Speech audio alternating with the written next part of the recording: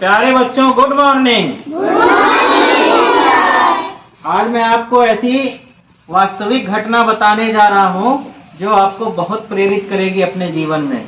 इस घटना में ये सिद्ध होगा कि कभी भी कोई भी बाधा आपकी सफलता में कभी रोड़े नहीं अटका सकती है। ये देखिए, आज के अखबार में ये प्रेरक प्रसंग छपा हुआ है। एनीस नाम की महिला का, केरल की हैं। इनका नाम है एनीस। इनके पास किताब खरीदने के पैसे नहीं थे और ये IAS बनी। कैसे बनी? अखबार पढ़कर। यानी किताब खरीदने के पैसे नहीं थे। कुछ करने की चाह हो तो संसाधन बाधा नहीं बन सकते। यानी कि अगर आप आगे बढ़ना चाहते हैं तो पैसे की कमी या कोई भी इस कमी का रोना आप नहीं रो सकते। बहुत सारी चीजें।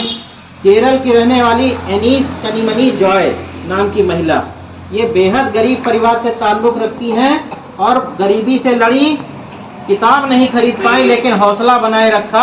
अखबार पढ़कर ही भारत की सबसे कठिन परीक्षा पास करके ये इस समय डिप्टी कमिश्नर पद पर केरल में कार्यरत हैं। इनके माता पिता श्रमिक यानी मजदूर हैं, खेतों में काम करते हैं।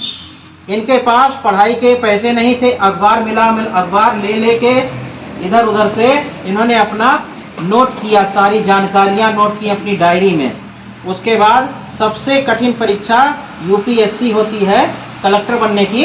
ठीक है, इतनी बात समझ लो। तुमको अब IAS नहीं उतना समझ में आएगा, कलेक्टर समझ लो, DM ये सब है।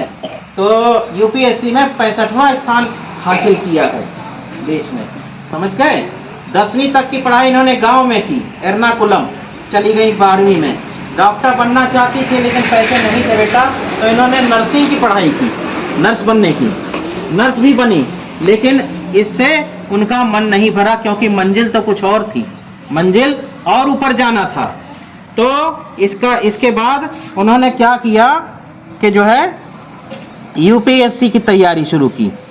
अच्छा, ये प्रेरणा कहां से मिली? देखो, मैंने अभी कहा था ना कि एक वाक्य भी आपका जीवन बदल सकता है। ये प्रेरणा उनको कहां से मिली? ट्रेन में वो सफर कर रही थी, तो सफर के दौरान ट्रेन में दो लोग मिले। कुछ देर बाद एनीस उन दोनों को पढ़ाई लेके बातचीत करने लगी। बातचीत के दौरान दोनों ने एनीस का रुझान और लगन भांप लिया। ठीक है, जिसके बाद उन दोनों लोगों ने एनीस को IAS की परीक्षा की तैयारी करने की सलाह दी। दोनों ने प्रेरित करते हुए कहा, ये परीक्षा कठिन जरूर है लेकिन उनके जैसे मेहनती लोग सफल हो सकते हैं। तब एनीस को यह नहीं मालूम था कि IAS की परीक्षा किसी सब्जेक्ट में ग्रेजुएट होने के बाद दी जा सकती है। उसके बाद उस ट्रेन में थोड़ी देर की बातचीत और किसी ने उनको प्रेरित किया, मोटिवेट किया, और इससे वो IAS की परीक्षा की तैयारी शुरू की। आज डिप्टी कमिश्नर है। तो कहने का मतलब ये है, इस घटना को आपको बताने का मतलब ये है कि कभी भी कोई भी बाधा कि मेरे पास पैसे नहीं है, मेरे पास समय नहीं है, मैं क्या करूं, मैं तो बहुत गरीब हूं, मैं तो बहुत कमजोर हूं, बहुत बीमार हूं, कोई कुछ नहीं। अगर तुमने ठान लिया है तो तुम्हारा रास्ता दुनिया में कोई नहीं रोक सकता। समझ गए?